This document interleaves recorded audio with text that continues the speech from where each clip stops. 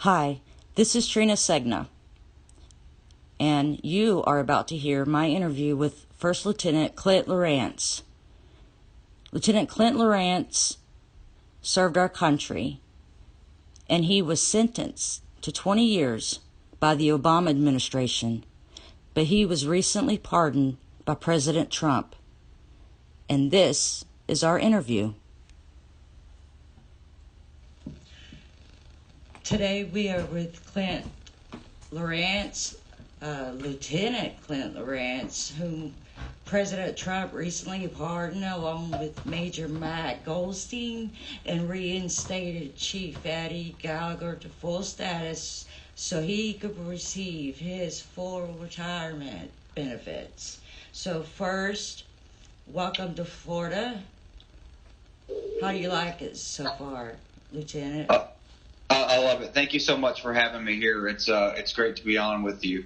I absolutely love the Sunshine State so far. It's great. Awesome. I'm pretty sure that everyone here loves you already. It's a pretty welcoming place. But actually, I want to thank you. It's an honor to talk to you.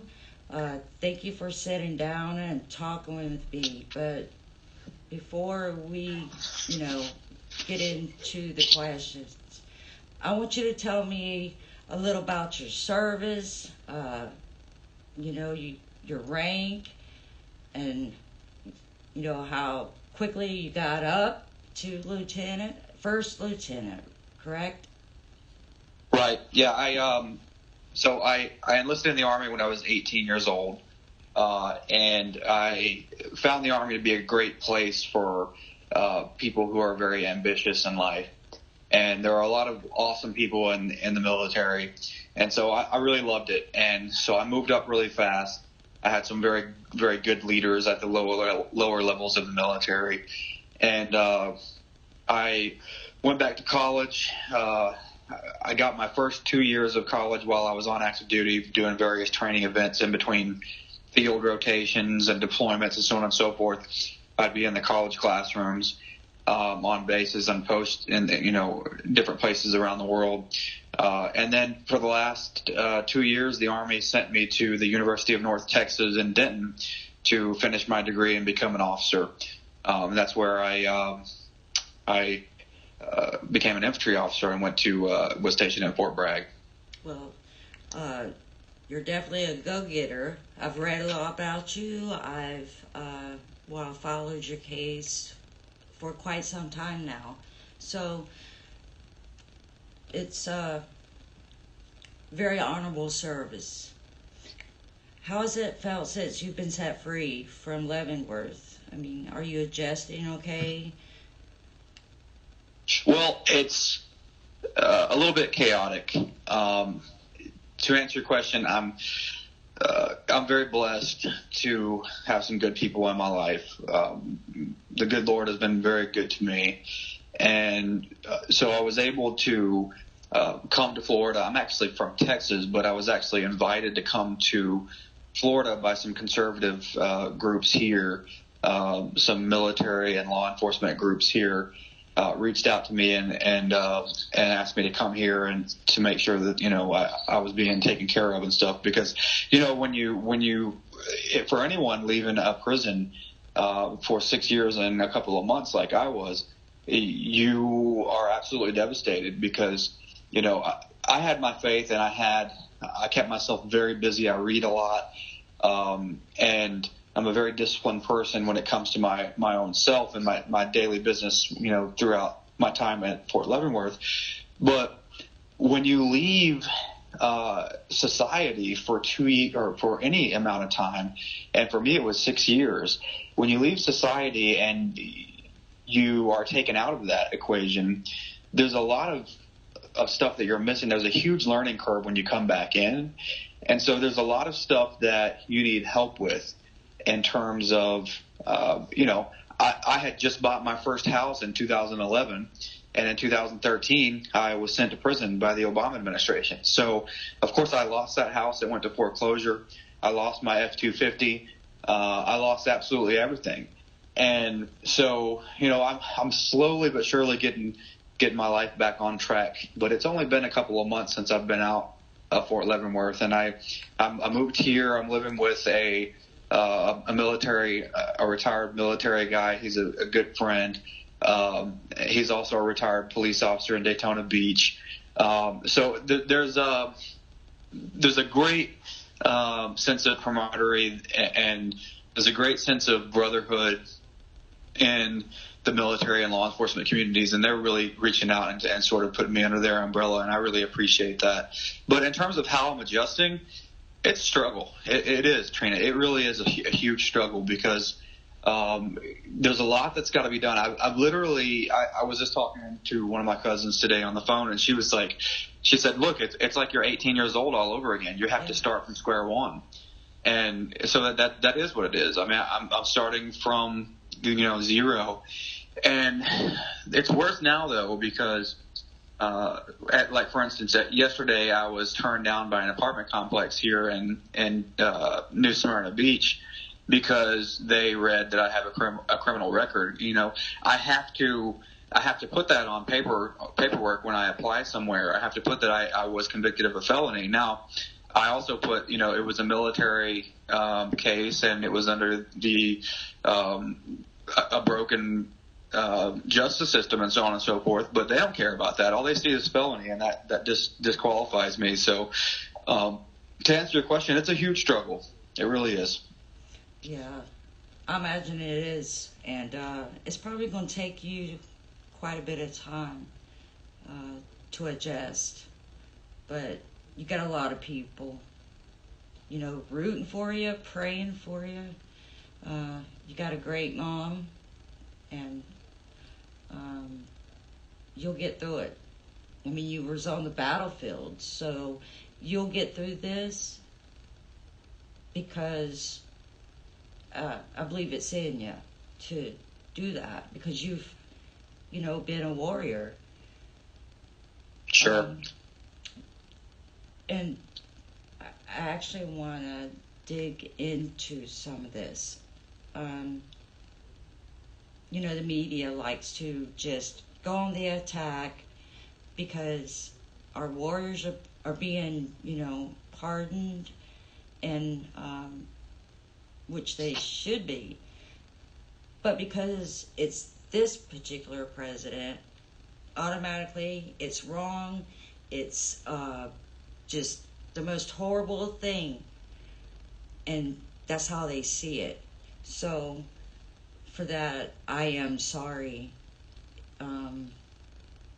So we're going to listen to who you are and what you have done for our country.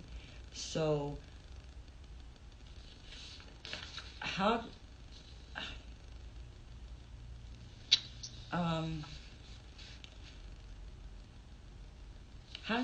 did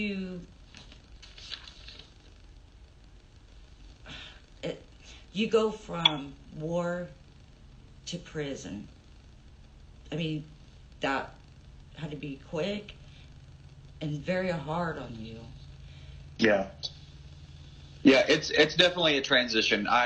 So just briefly, for those of your listeners who are not familiar with my story, I know that you've had my mother on, and thank you so much for saying some great things about her. She is an amazing woman. She's a warrior. And I tell her all the time, if she were to join the Army, she would be a 5-star general, and because she's just amazing. But so briefly, what happened to me was, and I don't ever want anybody to ever think of me as a victim because I'm not. But at the end of the day, I was a soldier in the United States Army. I was in the 82nd Airborne Division. I was a lieutenant. I was an officer, and I was in charge of a combat patrol in Afghanistan in 2012. And during that combat patrol, I had a lot of different information at my disposal, information sources at my disposal, and I knew that I had a perspective that the other soldiers on the battlefield did not, in terms of the soldiers that were right there with me. Now, look, there is a hierarchy in the military for a very specific reason, and that reason is there has to be one guy or one girl on the ground who is an officer who is always thinking about the big picture. And that's how the military is set up, because if you had every single person, all 40 people in the platoon were all making the decisions, then nothing would ever get done. There's got to be one person who is making the decisions. And so naturally that one person needs to be a professional. It needs to be a professionally trained college graduate who is their profession is the profession of arms. And so our officers are really the best officers that there are in the world in terms of military officers in the United States military. And so I was very well trained. And mind you, I was the only officer there. I was the only officer on the ground. And so it was my job to know the big picture. It was my job to understand the repercussions of what decisions that I made would have on the big picture operations. So if I made a decision that sparked another war with a neighboring country, then that would be on me. And so that's something that you, as an officer, you think about. You can't make these willy-nilly decisions. You have to be very judicious in how you make decisions, because every decision you make could start a war or could cost lives. And so those are the things that I was thinking about every second of every day when I was in Afghanistan. At the end of the day, what happened to me, though, is I made a split-second decision to support the judgment call of my men and to support my Afghan Army partners, who the Afghan Army guys decided that the motorcycle that was approaching our foot patrol was a threat, and they started shooting at it. And so I'm thinking to myself, these are the Afghan soldiers. They know this area the best. They know the culture and the language of Afghanistan the best, because it's their country. And if they see this guy as a threat, then it must be a threat. And so I'm going to follow their lead. And because after all, July 1st, 2012 was the start of Afghan in the Lead program. That was a U.S.-generated program. And so I was thinking about all these things in my head when I had a couple of seconds to make a decision. So there was a guy in my platoon. He was a paratrooper in my platoon, and his name was James Skelton. And I can say his name because it's public record. And so Skelton turns around to me, and I knew that Skelton had been a police officer in his civilian career before he joined the Army. And so I had a lot of respect for him because of that, because I love police officers. I was just watching a video of a great police officer today that was it's one of those videos where police officers are doing something that they don't realize somebody's videoing them, and they're being a real hero, and we don't have enough videos like that. Right.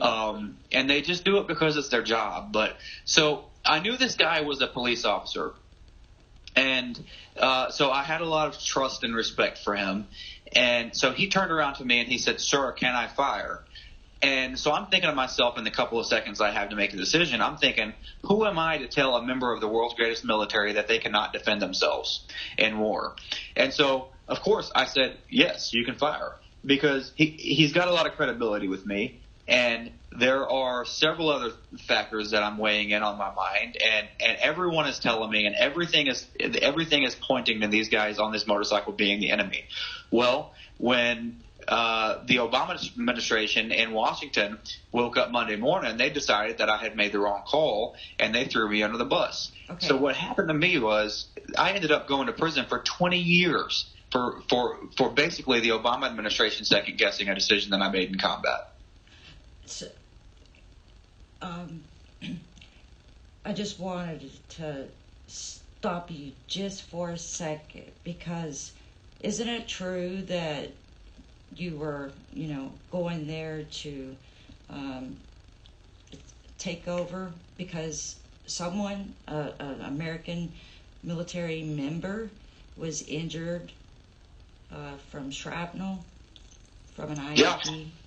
It is. There was the guy that had that was my predecessor, Lieutenant Latino. He had been medevaced out because he had been severely injured, and so that platoon was without an officer for a number of days, and so they sent me there because the platoon that I took over had noted it was noted by the command that they had huge discipline problems, and the commander told me himself that he wanted me to clean that up. And so, that I'm not saying that's why people got injured. I don't think that would be the right thing to say, and I don't think that's what actually happened. But I do know that what I was told by my commander was that platoon has discipline problems, and you need to go down there, and you need to go in hard, and you need to clean it up. Mm-hmm. And I said, Roger that, sir, because that's what you do when you're told to do something in the military. So, in other words, you're being punished, or you were being punished for protecting your platoon in a position where I guess a lieutenant was injured and had to be taken out,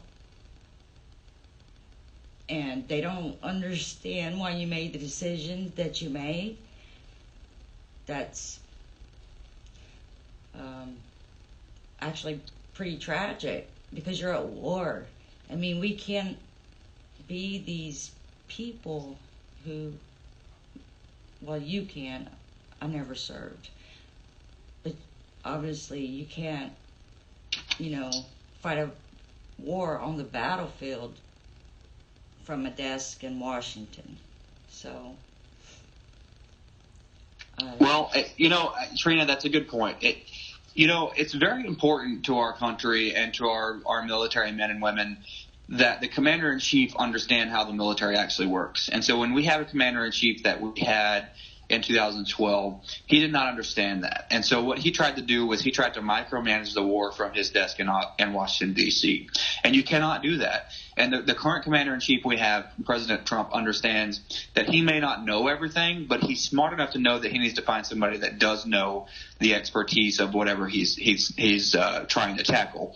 And so he brings in the experts on stuff, and that, to me, is something that can be absolutely commended. So you're absolutely right, Trina. It's very important that our military understand the mission, and that more importantly, that the commander-in-chief understands the mission, and President Trump understands.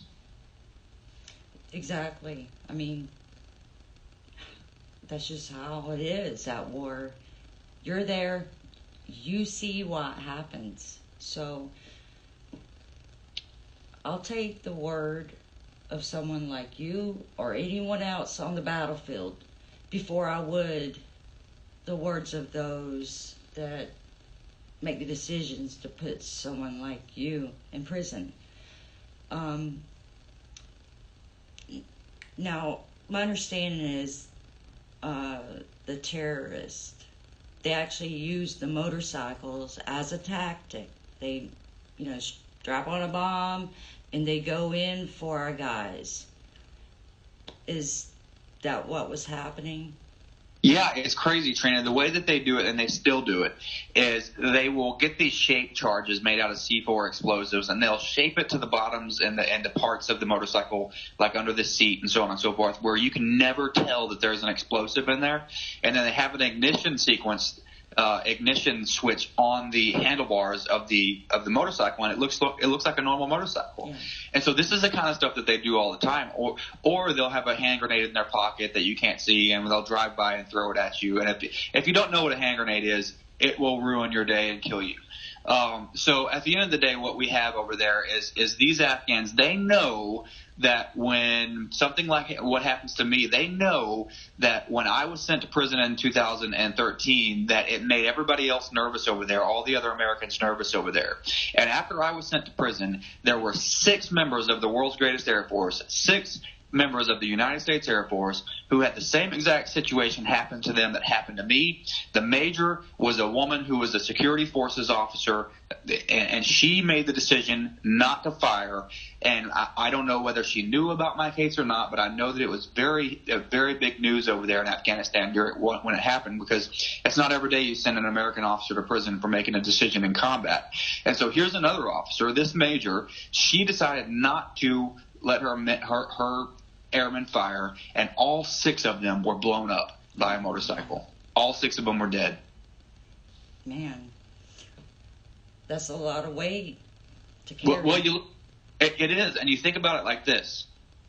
When the United States government, under somebody like Barack Obama, does what they did to me, they caused that major to make that decision to hold off. Yeah. They killed their own people. Yeah. When the United States government does that, what they did to me, they kill their own people. Because I'm not, by the grace of God, I'm not dead.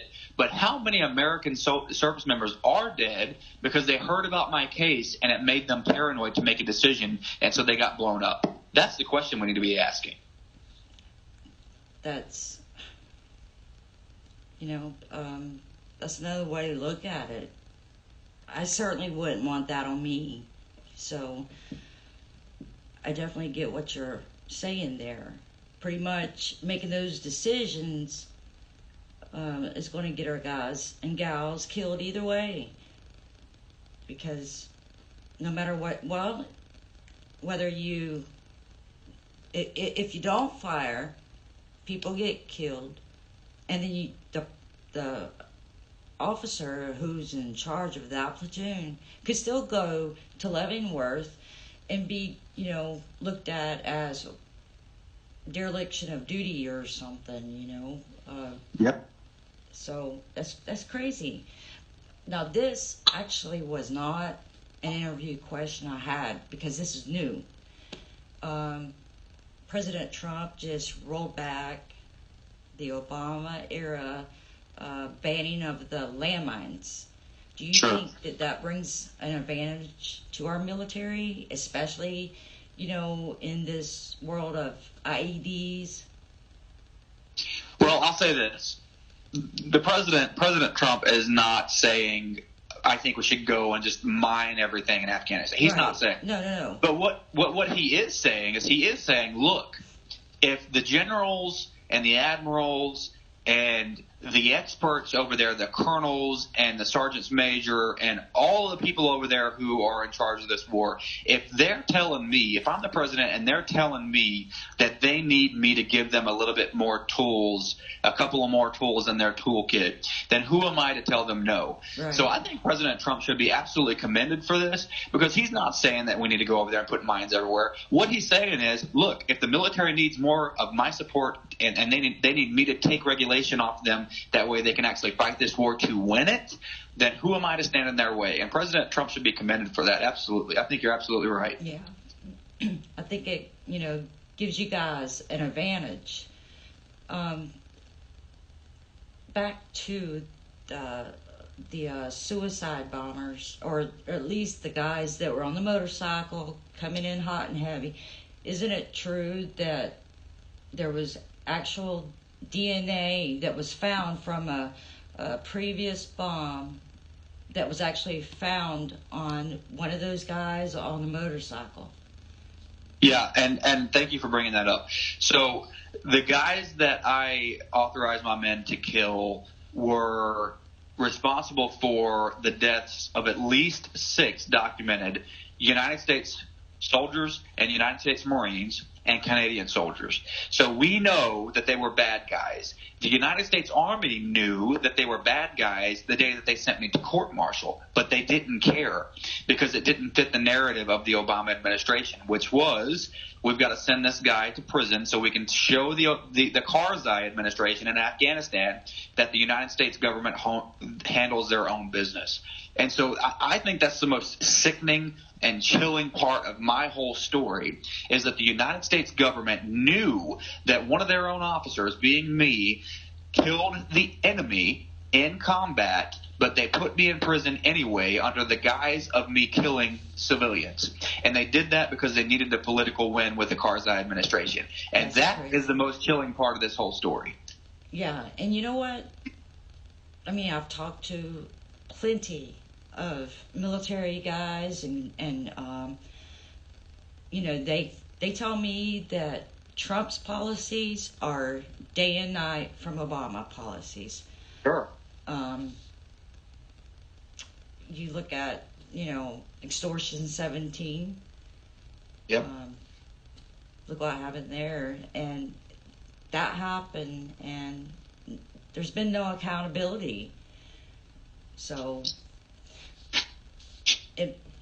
we have to have a commander-in-chief in Washington, not somebody that's going to feel sorry for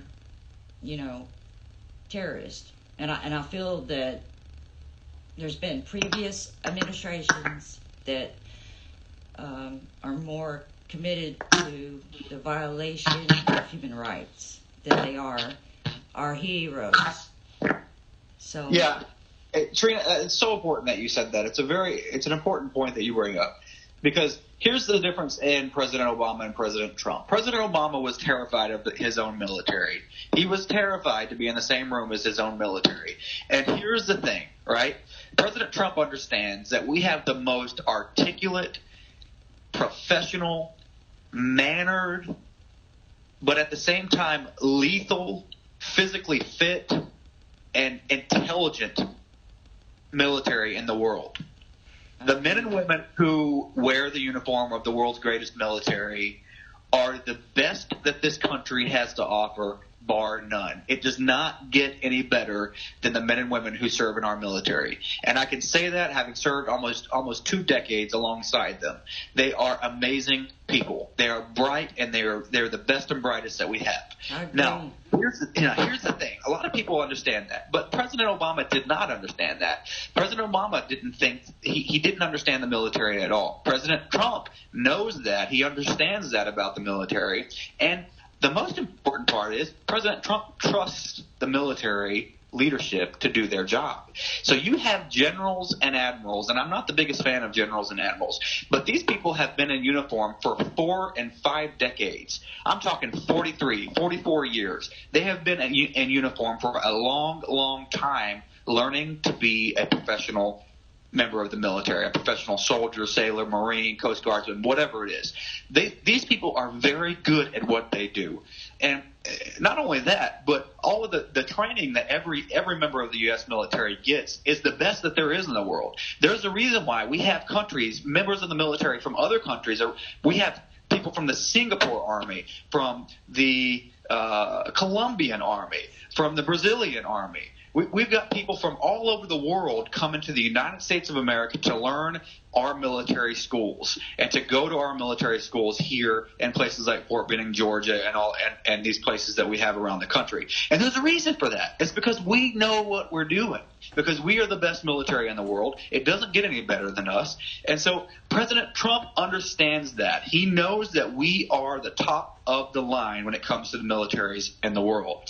And he understands that he needs to trust the leadership that we have in our military to do their jobs. And so that's the biggest – it's so important that you bring that point up, Trina, because that's the big difference in the two presidents. And if we get – God help us if we get in 2024 a Democrat president, because you and I both know that President Trump's getting reelected this year. Oh, yeah. So if we get a Democrat in 2024 – I just hope and pray it's somebody that understands that they need to step back and let the generals and let the admirals and let the sergeants major and the chief master sergeants and the chief petty officers, they let these experts in the military advise them on what needs to be done. And so at the end of the day, we have to let the military fight the wars that we send them to fight. If we don't want them to fight the wars, bring them home. I agree. I actually interviewed a major in the Air Force, and he actually didn't do anything wrong based off the evidence that I saw. And his whole life is ruined now, but he's got a lawsuit filed, but he was in prison with Keith Berry, the Navy SEAL. Yeah. Mm-hmm. So let's fast forward. You're now sitting in Leavenworth for doing your job, what you were trained to do, and you're being labeled as a terrorist, a murderer to actual murderers. What was going through your mind that first day that you were in Leavenworth, and did it take a bit sink in? Were you expecting to spend more time? Well, yeah, I always expected to spend at least 6 years because on a 20-year sentence, you're going to have your first look at parole at 6 years. So about 6 years and 4 months. So I always expected to spend at the very least 6 years. So I set up my mind in that way. But look, how I reacted was I looked at myself and I said, look, I'm the guy that was a police explorer in high school. I'm the guy that wanted to be a Texas State Trooper. I'm the guy that was a military policeman in the Army. I'm the guy that has always been a law and order guy. I'm the guy that's a conservative. How in the world am I branded a murderer? And so those are the things that I was thinking about. And so, I thought to myself, I was like, good God, if those guys really were civilians that I ordered killed over there, then I'm the most terrible person ever. Because I know it's war and I understand war is a very chaotic situation, but civilians are not a target. Civilians need to be protected at all costs, and that's in any war.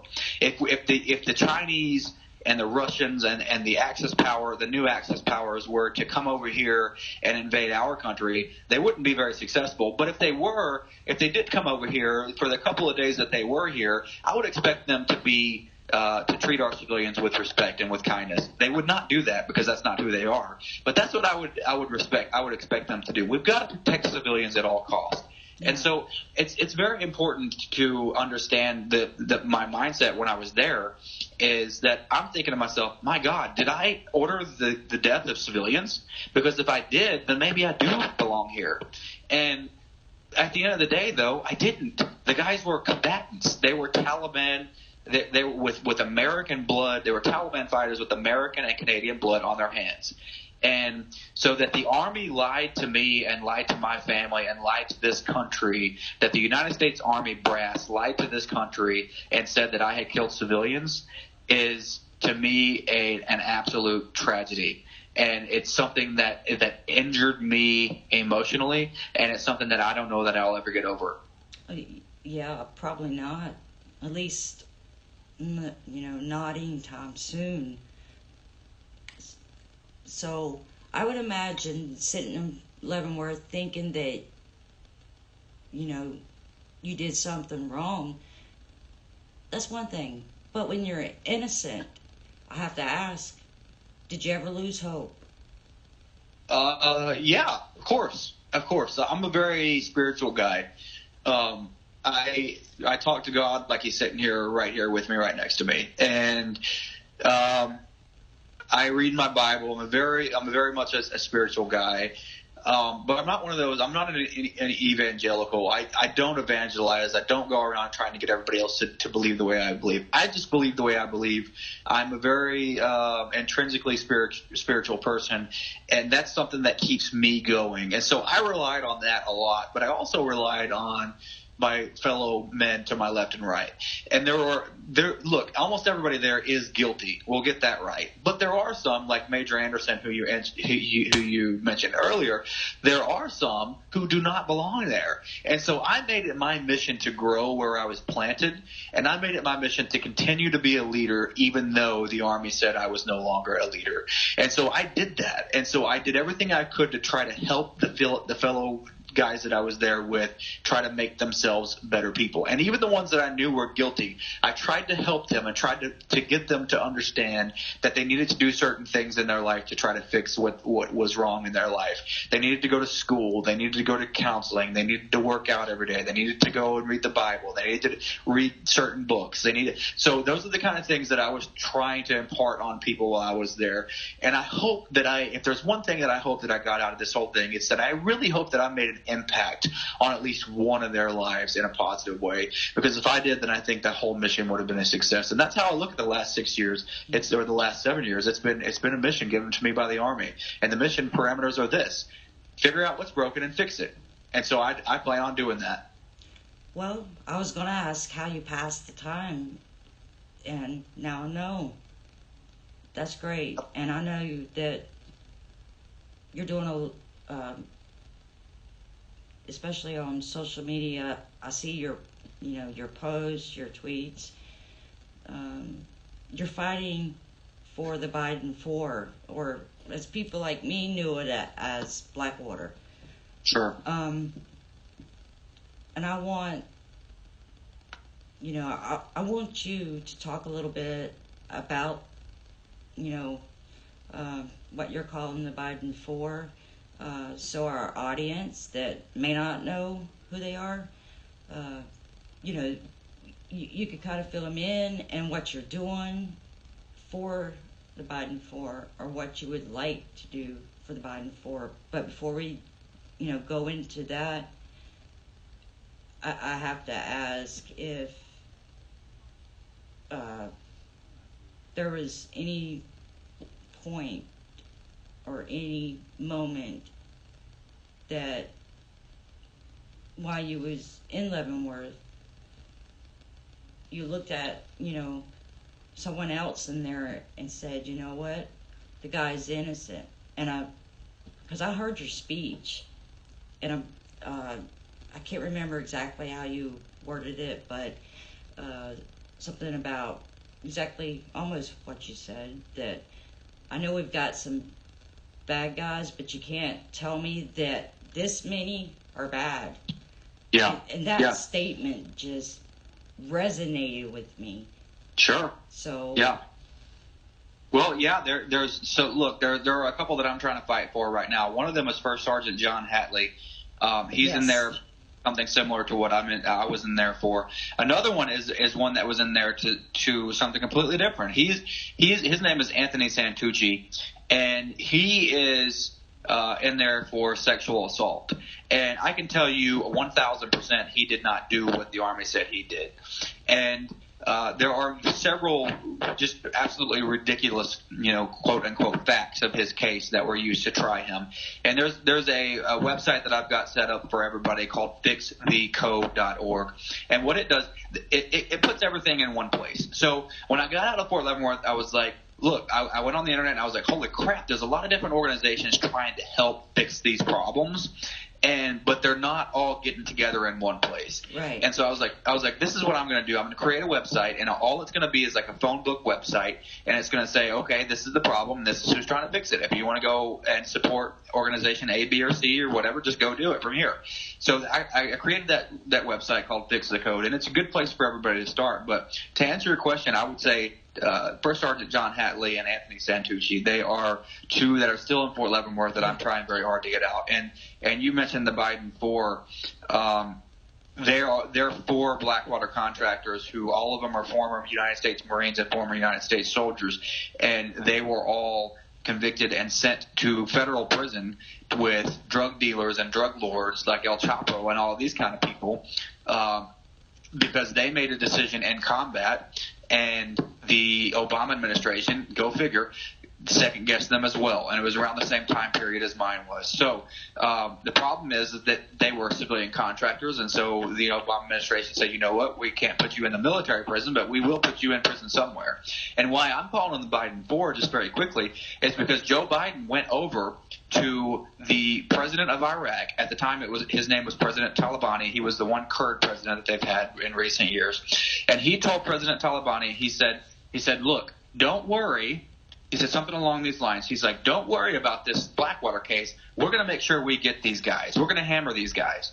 And so here is Joe Biden interfering with the justice system. And there's a federal judge who threw out the whole case. And then Joe Biden, because of lack of evidence and prosecutorial misconduct and everything else, and Joe Biden goes over there right after the judge throws out the case and says, don't worry, we're going to make sure we get these guys. And lo and behold, today, they are all sitting in federal prison for drug dealers and gangsters and God knows what else. And so that's something that I think we should not let stand, and that's something that I will not let stand. And I thank you so much for mentioning them, because they're a great group of people, and you can go to fixthecode.org and find all their information there too. It's ridiculous that we're doing this kind of stuff. And President Trump is one guy, and there are hundreds and thousands of people trying to get to him for some reason or another, and he's under siege. And so there's no way he can pay attention to all this stuff. But Vice President Joe Biden put these 4 men in prison, period. And that's why I'm calling them the Biden 4. And Joe Biden wants to run for president, right? Yeah, God help us all. Yeah, I agree. I want to make sure that you email me that link. That way I can put it on my website, and they can click on it and go to your website, and then, just continue, kind of spreading it out there so that there's more people that can get to it.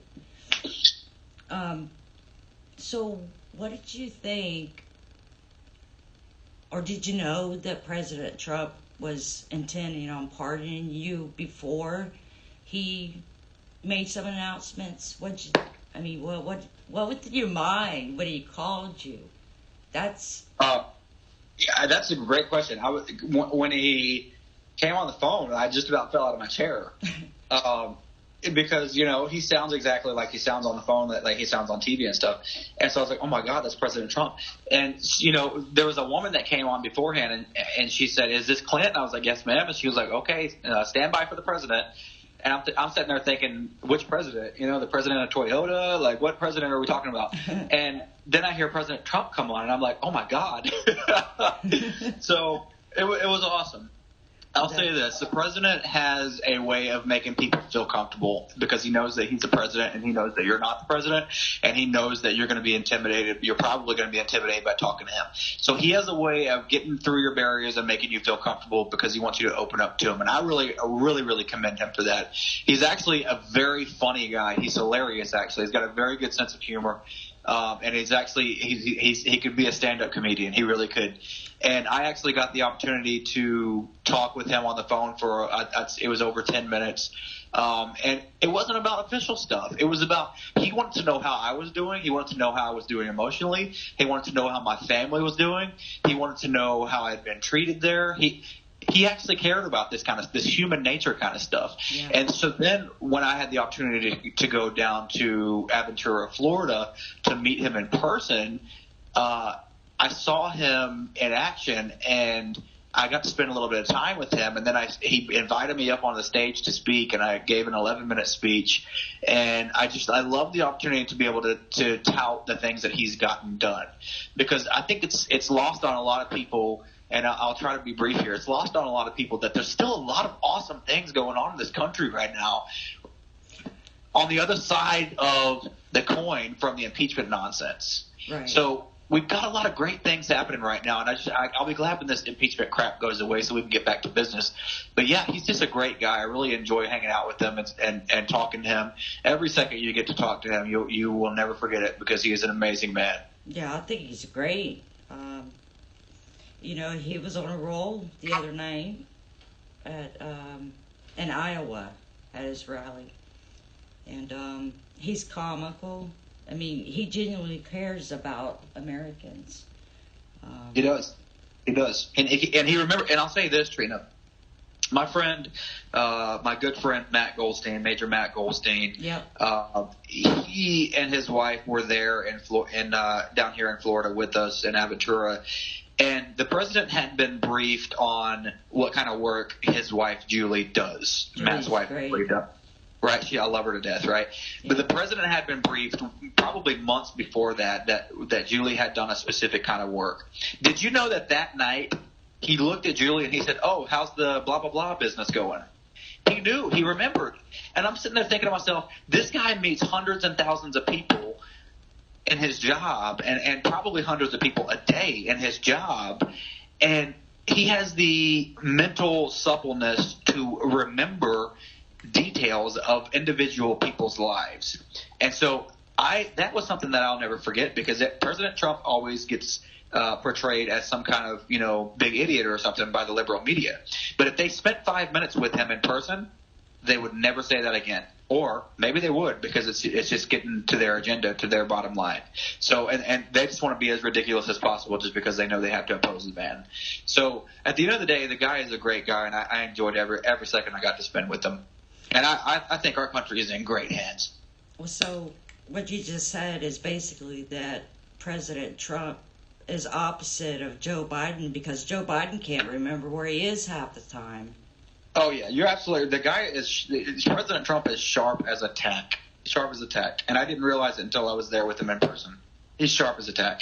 He remembers details. He remembers fine details about people. And if it has to do with human interaction or business, really, he remembers it. And if it has to do with having an opportunity to make this country better, then he remembers it and he takes it to heart. And so that's something that I am very thankful for, that we have a commander in chief, we have a president that is like that and that notices the small things about people. That's awesome. What would you say, or is there anything you would want to say to President Trump right now, or his supporters out there and here, me too, because I think he's doing great for our country, but the biggest things that I see is exactly what you're talking about. He's 120% or more in tune with everyday Americans and issues that really, really, really affect people, like what you've been through. Yeah, I would say to the president, keep going. Keep doing awesome things for this country because we love you.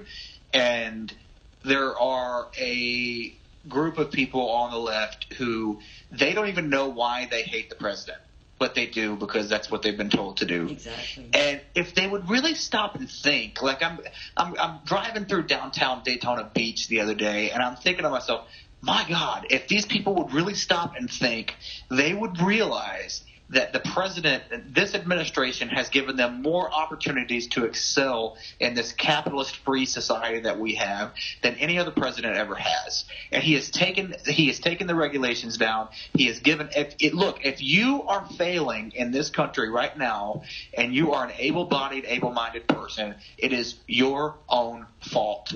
And because you have every single tool that you could possibly have under this administration to succeed. And so that's just the way that it is. It's to the supporters out there, to your listeners who are President Trump supporters, I would say we got to get out there and get on the ground. I'm actually starting on Monday. Starting tomorrow starting this weekend. I'm getting out there and I'm knocking on doors and I'm holding signs along the side of highways. And I know I'm probably going to get stuff thrown at me and yelled at and so on and so forth because the liberals are the nastiest people. But look, it's worth it because we've got to get out there and engage with people. We've got to get out there and make sure everybody knows that this election is not a foregone conclusion, that it could still be swept up by somebody like Pete Buttigieg. It could still be swept up by somebody like Michelle Obama. And so we got to make sure that we got this election and we get it fair and square. We got to make sure that we do the work. And so we got to get out there and do the campaigning, to do the canvassing and talk to people and get with people and understand and look people in the eye and make sure they understand when they need to go register to vote, when their primary is in their area. We got to know this stuff and we got to understand this stuff. So anybody that's out there listening to you, I would say we've got work to do. Let's get out there and let's get on the ground. Get with me on Facebook if you don't know any other way to do things, and I'll figure something out for you. We've got to get out there and get some stuff done because this election is so important to the future of our country. I mean, for goodness sake, we have a United States Space Force now. I mean, if that, how cool is that? It's the most amazing thing ever. And so it really is because, Trina, just real quick, the Chinese have had a Space Force for a long time now. Under the Obama administration, they created one. So there were countries up there in space with the capability to shoot with missiles our satellites and knock them out of the sky. And we had no way of defending our satellites. No way whatsoever, because Obama cut all those programs. But then President Trump comes in and says, wait a minute, if they're going to have a space military, then so are we, and ours is going to be more awesome than anybody else's. And so that's something that I think is extremely important that everybody understand. If we didn't get anything else out of the last 4 years of President Trump, we got the United States Space Force. But look, the thing is, we got stuff all over the place. There are so many awesome accomplishments that this president has gotten done. I can't even begin to list them here because we'll be here all night. Oh. But I'll just say this. We've got so much work to do to make sure that we have another 4 years. Because my question is, Trina, if we've got this much done in the first 4 years, what are we getting done in the next 4 years. Right. I agree 100%. I mean, look, I've been threatened and chased and everything else because I wear a Trump shirt every time I go to public, except for on Fridays. I wear my Red Friday shirt, but yeah, but I get more people, coming up to me, hey, I like your shirt, I love your shirt, but you could tell that they're making sure that no one is listening to them tell me that. Sure, yeah. So, isn't that sad, Trina? I wore my Make America Great Again hat to a pub here. It was in Daytona Beach, and it was for the retired Daytona Beach police officers.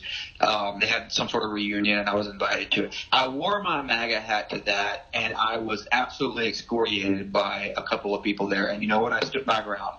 Because at the end of the day, I went to war and fought for my freedom to express myself and wear that Make America Great Again hat. Absolutely. There are weirdos in the college classrooms that I'm in every single day here in Daytona. There are weirdos with purple hair and bull rings in their nose, and they can express themselves, but I can't wear my Make America Great Again hat. No, that doesn't fly with me. So at the end of the day, you keep doing what you're doing. You keep wearing that freaking T-shirt, and I'm going to keep wearing my MAGA hat. And anybody that has a problem with it, they can go pound sand for all I care. Because there are so many important things in this country that we need to be working on right now. And we're getting so distracted by all this partisan crap. And most of these people who come up to you and say stuff to you about what you're wearing, it's probably they have no idea why they're saying it, but Rachel Maddow told them to say it. Exactly. Or one of those other wackos told them to say it. They have no idea why they're saying it. They're just following the party line. And so if they would really take a step back and look at where they are economically and where they are in terms of opportunity that they have in their life right now because of President Trump's policies, they would understand very clearly they're in a better place, and maybe they need to sit back and relax and enjoy the way things are going, because this country is in great hands. I couldn't have said it better, honestly. I totally agree. And look, a lot of these people, they've actually had, they never watched the news. They never followed politics. But when Trump got elected, they started following CNN, MSNBC, the stratus, or what do you call it? How do they say it? Status quo. I couldn't think of it. I was actually looking up a picture I got of Trump, with his autograph and all of that. But yeah, I mean, this country's in great shape, better than it's been in at least, well, I'm gonna say since Reagan, actually. But I think, Trump is going to be even greater than Reagan. Yeah, I absolutely agree. And look, it's not about personalities. No, it's about results. It's about results. I was just sitting I have an old F-150. It's a 12-year-old F-150, and it's really slowly falling apart. So I was in a repair shop the other day, and there was a gentleman sitting there with a veteran hat on, and of course we immediately connected. And then there was another gentleman sitting there with a camouflage shirt on, hunting shirt, and of course I immediately felt comfortable around him because that's my kind of people, right? Yeah. Well, he ended up being a Democrat. Uh-oh. And so he and I got into an argument, really a gentleman's argument about why the president, why I support the president and why I should not support the president. And he's telling me I shouldn't support him.